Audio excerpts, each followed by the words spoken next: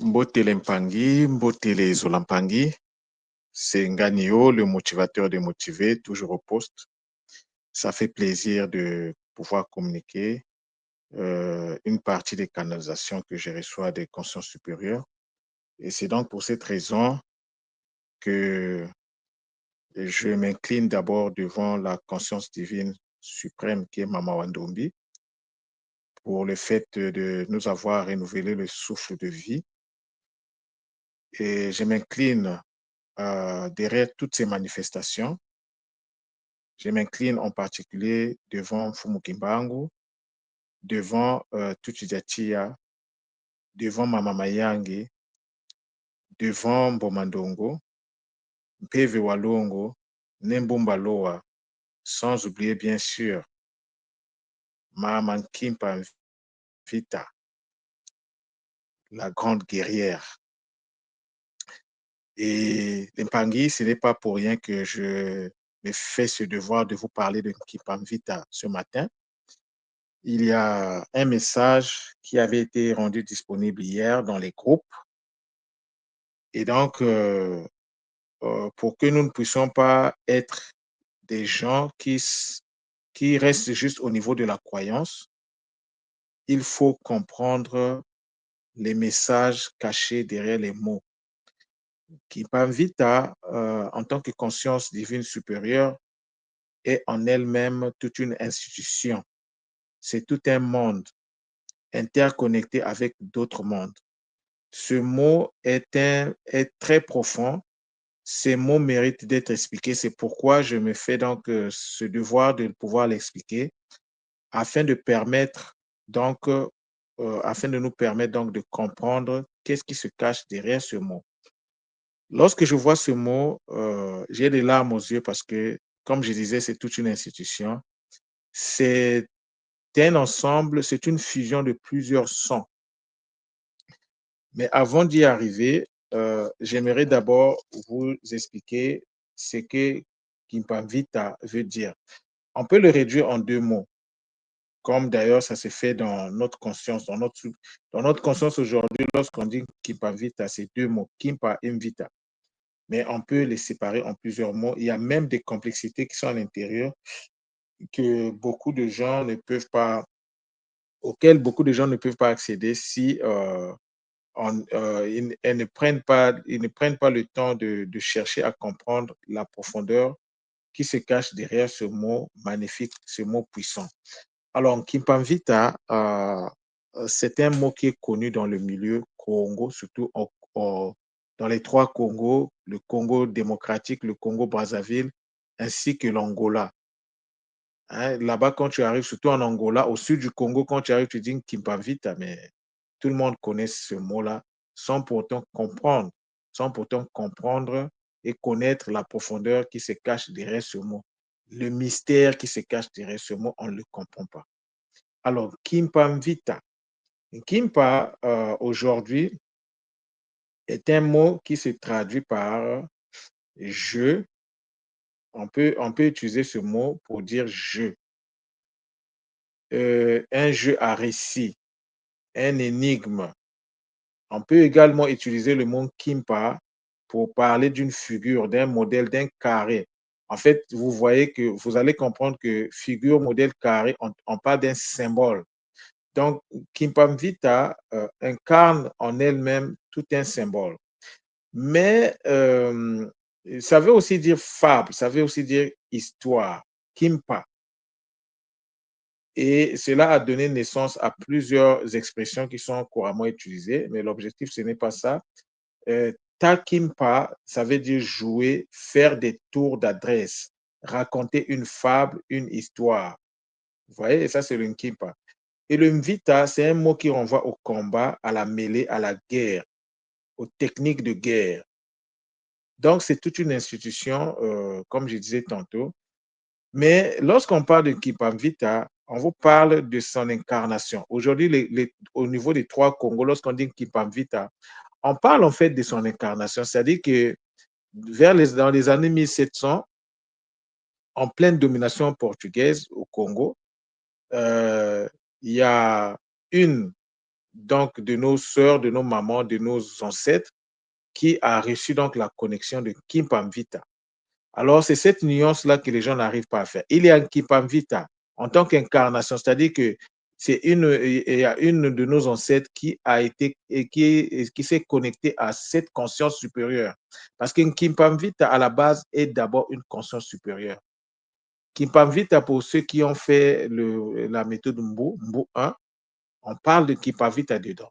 C'est l'une des consciences qui participe à, je dirais, à l'équilibre du cerveau. C'est l'une des consciences. Et c'est une guerrière, c'est une conscience guerrière qui se bat pour l'accomplissement je pourrais dire, des destins. C'est une guerrière des destins. C'est elle qui est, je pourrais dire, à la manœuvre lorsque nous parlons de nos missions de vie.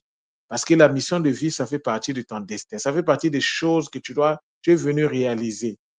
Et c'est elle qui est donc à la manœuvre pour permettre aux Ntu, aux Bantu, de pouvoir donc accomplir leur mission de vie. Mais est-ce que nous sommes conscients déjà de ça?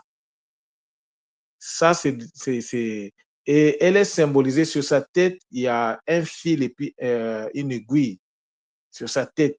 Donc, elle est là pour coudre. Elle est là pour mettre les pièces ensemble. Elle est là pour construire, en fait. C'est toute une institution, comme je disais, c'est toute une vision de la vie. Kimpamvita, ce n'est pas seulement celle qui a eu cette connexion à cette grande conscience supérieure. Donc, à la base, Kimpamvita est au même titre que lorsque tu parles de Kimpamvita, mais il faut regarder manga, il faut regarder mango.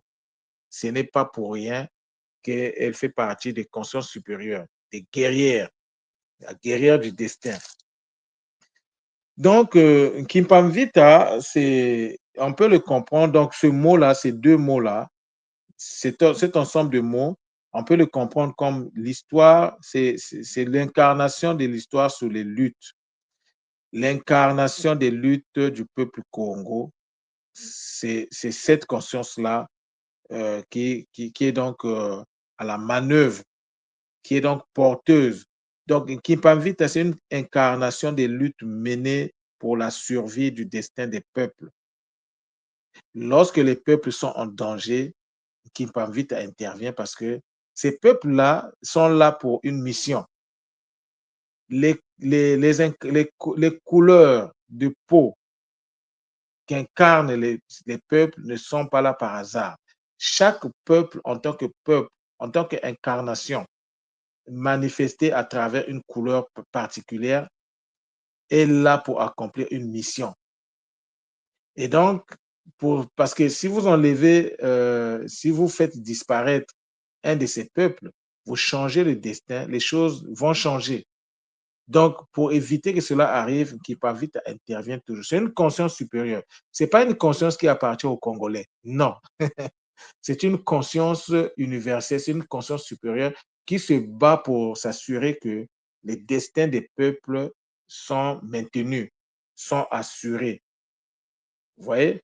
Donc, ce n'est pas pour rien qu'elle s'est incarnée au Congo. Les anciens savaient comment rentrer en contact avec elle. Et donc, à la suite de cela, il y a eu incarnation à travers donc quelqu'un de vivant. C'est la même chose lorsqu'on parle des 9 Mabundu. Les 9 Mabundu étaient physiquement représentés dans le royaume Congo.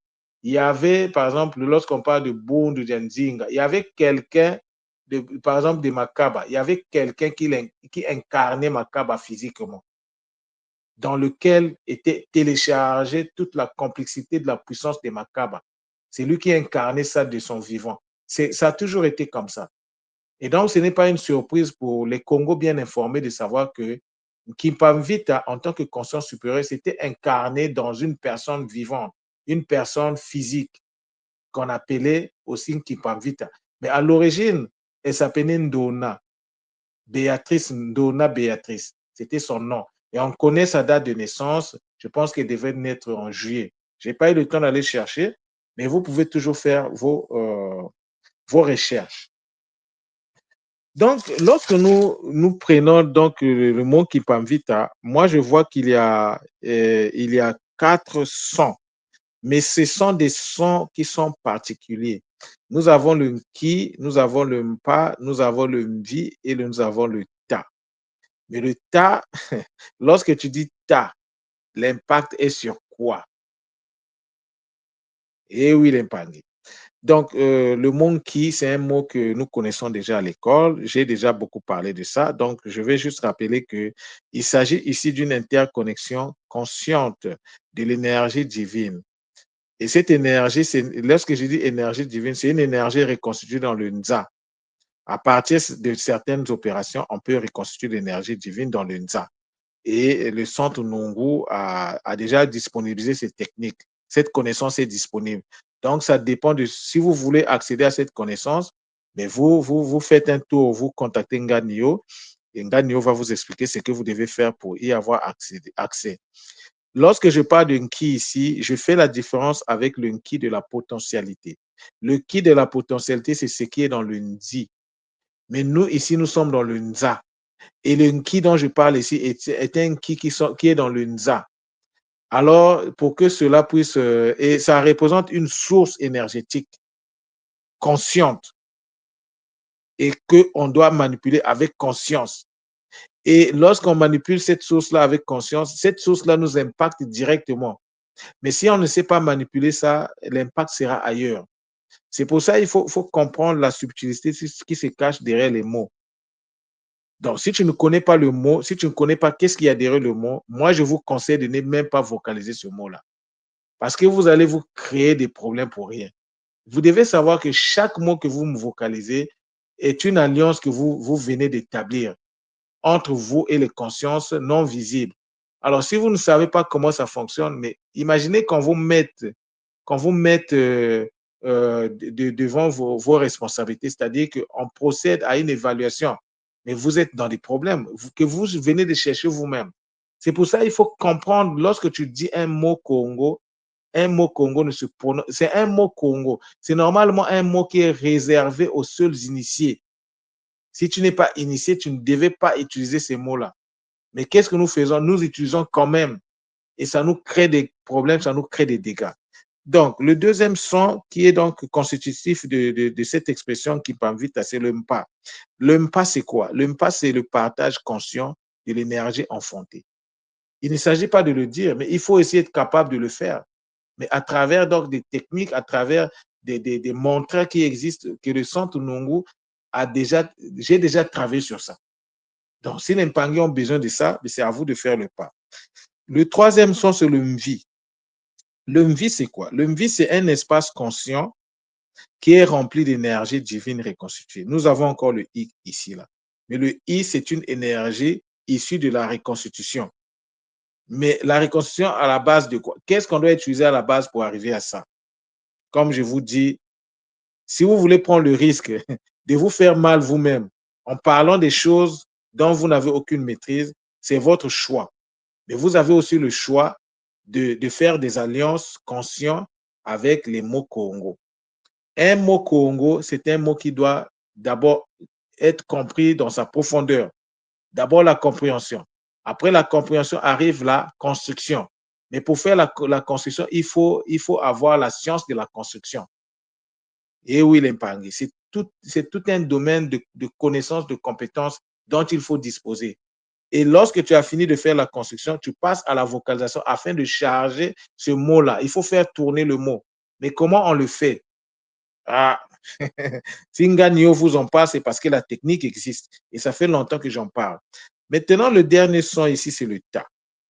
Alors, vous allez remarquer que les trois premiers sons, le ki, le pa et le vi, sont précédés du n.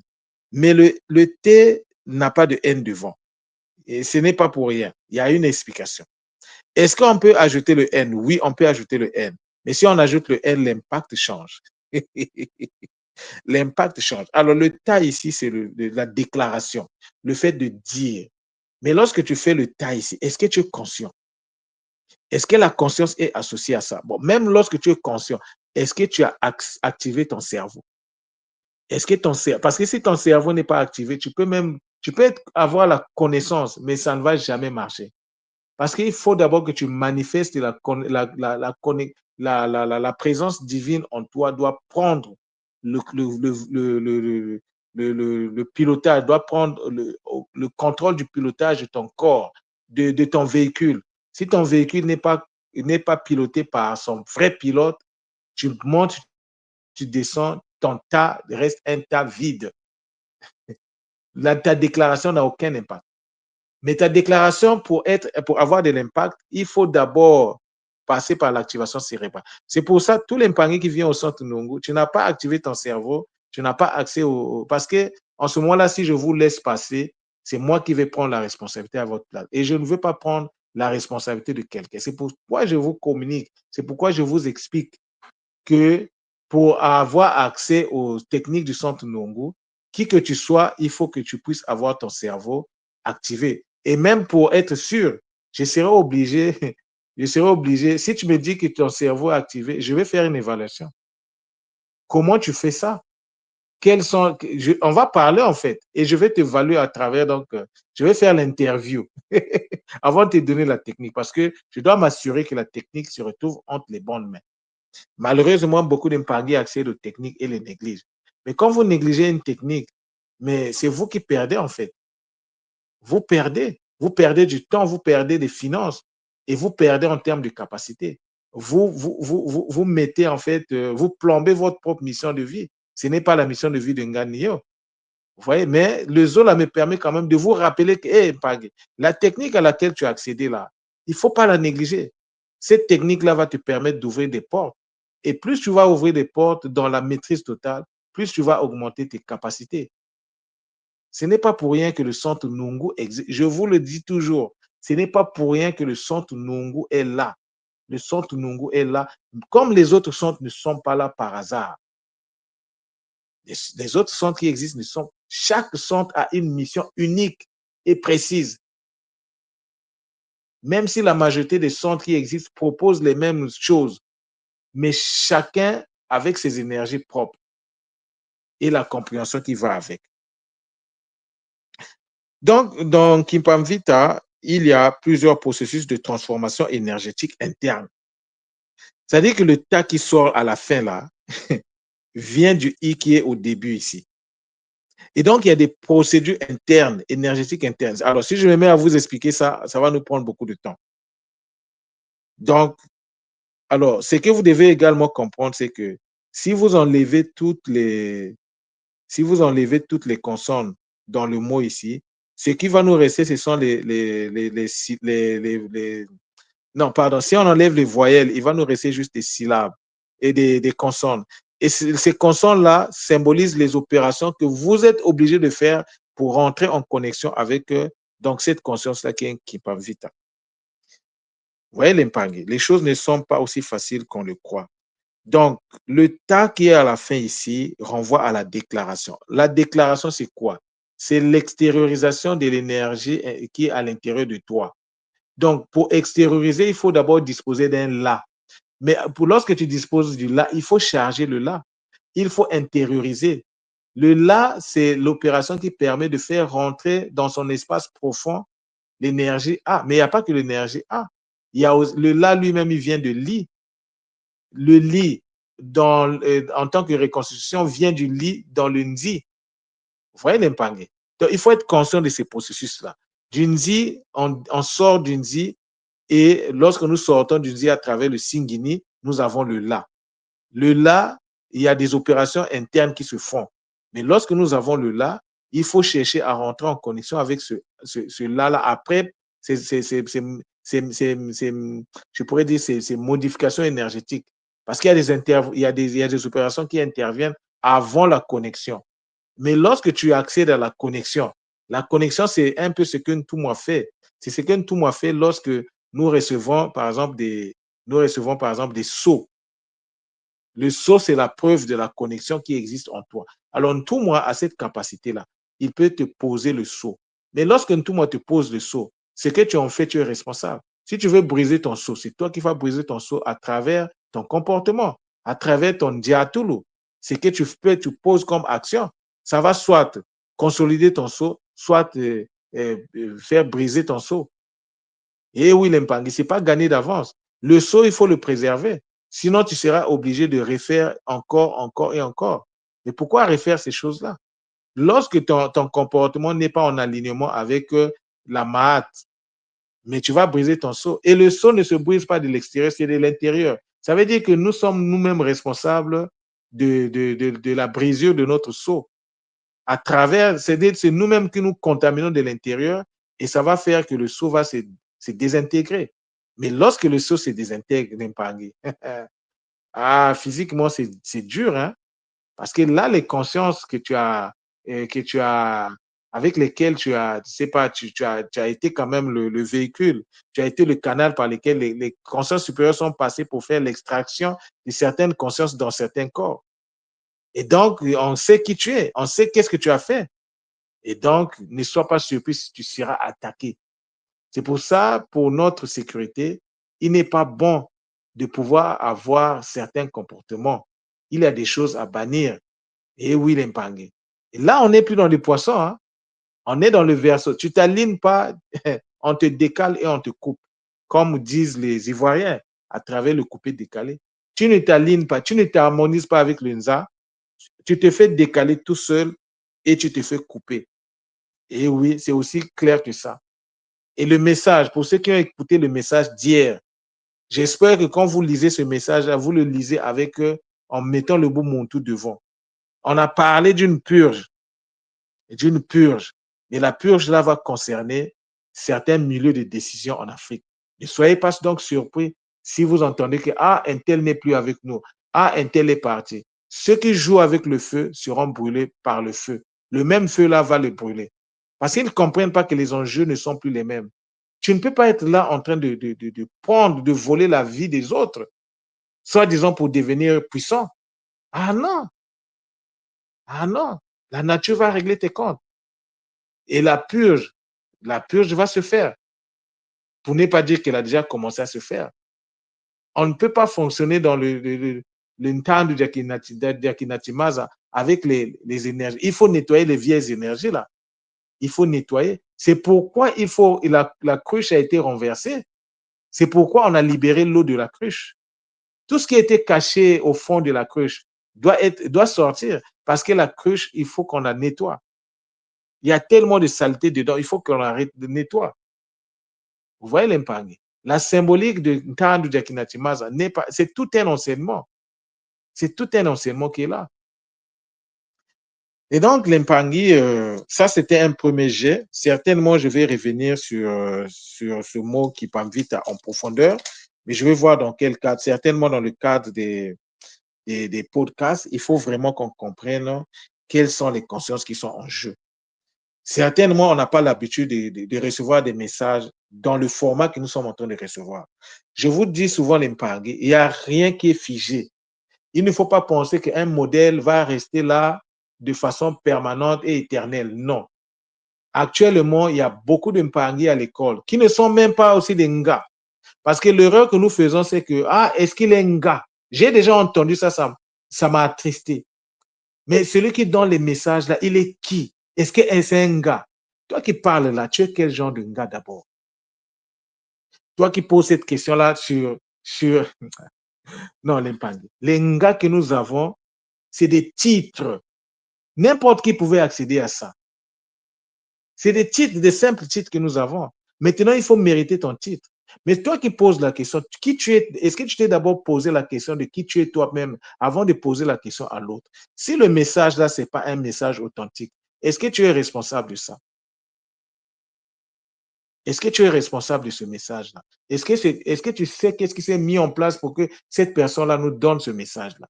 Ne regardez jamais le messager. Dites merci au messager, mais prenez aussi le temps d'examiner qu'est-ce qui a été dit.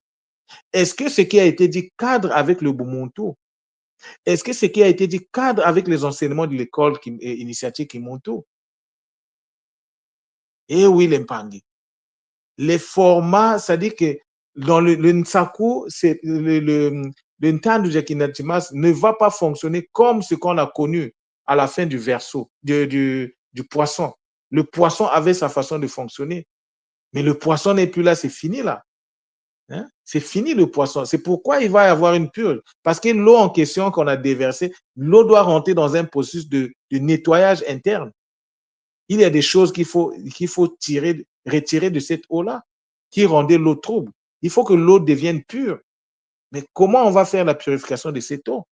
Au lieu de regarder le message qu'on nous donne, nous, on regarde la personne. Mais qui est-il?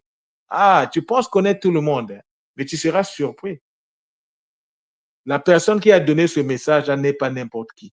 C'est tout ce que je peux vous dire. Maintenant, à l'école, nous avons des,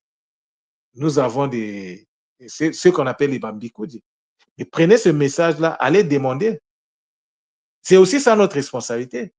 Prenez ceux qui ont des doutes, n'ayez pas seulement des doutes. Prenez ce message-là, vérifiez par vous-même. Est-ce que le message est authentique?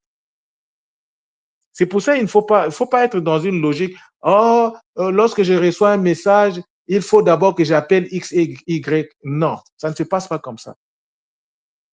Si les Bakoulou voulaient que ce soit ce X-là et ce Y-là qui reçoivent le message, ils devaient directement passer par cette personne-là. Mais si les Bakoulou ont choisi quelqu'un de spécial pour nous faire remonter des informations, on n'a pas besoin de prendre cette information, de faire que cette personne-là lui-même aille vérifier l'authenticité de l'information. Comment on n'arrive pas à comprendre comment les forces supérieures fonctionnent? Ce n'est pas un problème de douter, mais lorsque tu doutes, il faut que tu ailles vérifier. Si tu doutes pour douter, tu te brises de l'intérieur. Et oui, l'impangué. Se briser de l'intérieur, ce n'est pas seulement à travers. Oui, si tu doutes pour douter, sans faire l'effort pour aller vérifier, parce que lorsque tu dis, ah, je dois aller vérifier, c'est parce que tu n'as pas accepté ce message-là du coup. Parce que tu veux être prévoyant, mais tu ne t'arrêtes pas au doute. Il faut que tu ailles véritablement vérifier si le message est vraiment authentique. C'est aussi ça l'esprit critique. L'esprit critique, ce n'est pas seulement dire, oh non, ce message-là ne me parle pas. Oui, ça ne te parle pas, ce n'est pas grave. Mais si tu doutes de ce message-là, il faut que, pour que tu sois sécurisé, que tu ailles véritablement jusqu'au bout du processus pour que tu sois sécurisé toi-même. Mais lorsque tu boudes et tu restes, c'est-à-dire que tu t'arrêtes en chemin, sache-le que de l'intérieur, tu vas commencer à te désintégrer. Ça prendra peut-être beaucoup de temps, mais si tu ne prends pas le temps de recadrer les choses, de remettre les choses à leur place, alors en ce moment-là, tu te mets dans des problèmes tout seul. Vous pensez qu'Inkipavita, c'est notre ami, c'est notre camarade d'école, c'est notre ami d'enfance? Non, c'est une conscience supérieure qui prend le temps de nous donner des messages. Maintenant, ceux qui doutent, ceux qui ont encore des doutes, allez-y vérifier. Mais allez au bout. Nganio a parlé. Hein. Prenez ça comme un avertissement. Et oui, Nganio a parlé. Comment les consciences supérieures, nous, non, mais nous sommes quel genre de peuple? Et ce que je vous dis là, je ne l'ai pas entendu de la bouche de quelqu'un. Hein. Je pense que les Mpangui qui ont eu des interactions avec moi vont se retrouver là-dedans. Et ce message-là, ça s'adresse directement à eux. C'est l'occasion aussi de changer leur posture. On ne peut pas être dans une école aussi élevée que l'école Kimontu et avoir ce genre de réflexe. Mais un message au Mbongi, lorsque quelqu'un vient avec le message, on ne rejette jamais le message. On ne juge pas le messager. Au Mbongi, on reçoit d'abord le message. On prend le temps d'examiner le message. Est-ce que ce message-là est authentique? Mais à l'école, on a des Mpangi. Allez-y donc vérifier. Vérifiez par vous-même. Tout le monde aussi est là. Tout le monde devait être le premier concerné par ces messages. Si les messages ne sont pas authentiques, alors qu'ils montent au créneau pour dire, hey, les messages ne le prenez pas en considération parce que ce n'est pas authentique. Mais si tout le monde ne dit rien, qui ne dit mot consent, ça veut dire qu'il valide le message. Mais si tout le monde ne valide pas le message, qu'il monte au créneau, qu'il fasse une communication pour dire, hey, les messages là ne sont pas authentiques parce que ces personnes-là ne sont pas soi-disant des gars, et donc ne prenez pas compte. Et lorsque tout le monde va le faire, si seulement après cela, le message reste quand même authentique, c'est lui qui va avoir des problèmes avec les consciences supérieures. Ça, je vous le dis en Mondo Vision. Je prends cette responsabilité de vous le dire. Fumukimbangu a parlé, les Mpangi de l'école qui se disent des Nga, ce sont les premiers qui ont boycotté les messages de Fumukimbangu. Est-ce que vous avez même pris le temps de faire d'analyser. Moi, j'ai tous les messages, je les ai imprimés, je les ai sur papier et de temps en temps, je vais les relire. J'ai reçu des messages particuliers du centre Nongo, mais je me dis, il ne faut pas que j'oublie les messages. Donc, j'ai imprimé les messages. De temps en temps, je vais lire. Je vais lire, j'examine. Je vais lire, j'examine. Ces messages-là devaient faire l'objet de grandes communications.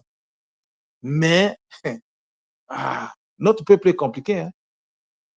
Notre peuple est compliqué. Si c'était seulement la distraction, là, nous sommes vraiment les premiers.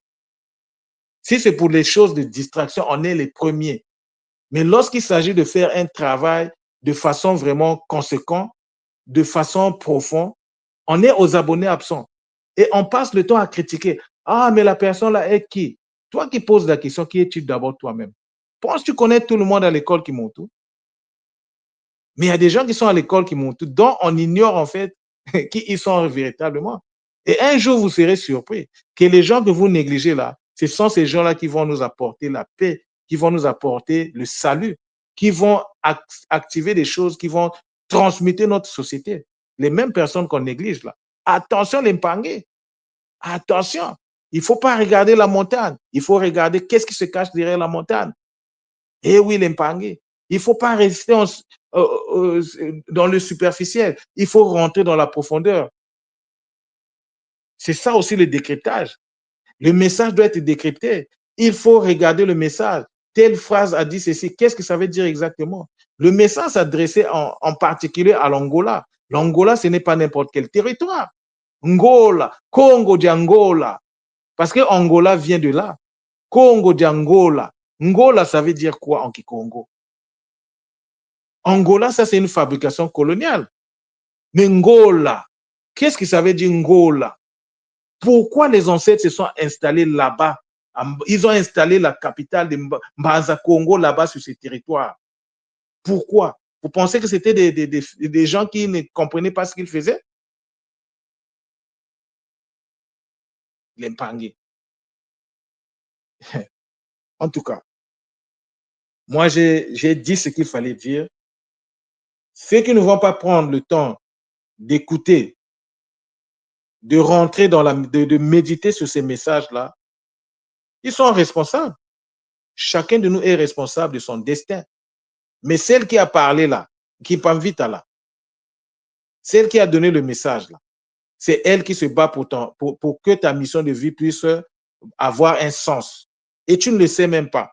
Et aujourd'hui, Nganio te le dit. Maintenant, si tu veux continuer à ignorer, ce que tu sèmes, c'est ce que tu récoltes. Est-ce qu'il y a un problème? Tu vas revenir, Mpangé. Tu reviendras. Et en ce moment, quand tu vas revenir, ce monde sera dans quel état? On ne sait pas. Comme dit tout moi, est-ce qu'on sera des cyborgs? Est-ce qu'on sera des hommes, des réalités mi-humaines, mi-machines? On ne sait pas. Avec des puces dans le cerveau, on ne sait pas. Dans quelle situation nous allons revenir pour ceux qui vont revenir? L'Empangé. C'est maintenant ou jamais nous devons prendre les choses au sérieux. Les réflexes du poisson, là, on doit laisser ça dehors. Ça ne sert à rien. Au Mbongi, on ne contredit pas. Au Mbongi, d'abord, on reçoit le message et on examine. Examiner un message, ce n'est pas forcément douter du message. Ça dépend de ta posture. Tu dis, ah, j'ai reçu un message, mais je vais examiner. Examiner un message, consiste à rentrer dans la profondeur de ce message pour comprendre les subtilités qui sont dans ce message-là. Ça, c'est l'examen. Maintenant, quand tu doutes, parce que tu veux être sûr, parce que le message ne te parle pas du coup, là, il faut que tu fasses la procédure qui va te permettre d'arriver jusqu'à la fin de ton processus pour que cela ne puisse pas t'impacter. Mais quand tu doutes et puis tu restes dans le doute, le doute va prendre soin de toi, Mpangé. Eh oui, les Mpangé. Une purge doit se faire et elle est déjà en route. Ngannou a parlé, c'est à vous de comprendre. Ceux qui auront du mal à comprendre le message, mon téléphone est toujours ouvert. Je n'ai jamais refusé de prendre un Mpangé au téléphone. Je suis disponible parce que ça fait partie de ma mission de vie d'être disponible pour la communauté. Donc, ceux qui veulent en savoir plus, qui veulent en discuter avec Ngannou, je suis disponible, il n'y a aucun souci. C'est vraiment mon sacerdoce de pouvoir donc faire ces communications. Et donc, voilà le message que j'avais à vous livrer aujourd'hui. Euh, Je m'excuse pour le ton de voix. Ce n'est pas que je suis plus important que vous. Non. Mais parce que le message est grave et que le comportement que nous manifestons souvent n'est pas un comportement digne et matique des gens qui se réclament de l'école Kimonto. Ceux qui se réclament de l'école Kimonto doivent avoir aussi un comportement qui est harmonisé par rapport à ce que cette école-là nous a apporté ou que cette école continue à nous apporter. C'est aussi ça l'impandi. Beaucoup de Zola, vous, Matondo, Matondo, Matondo, on est ensemble.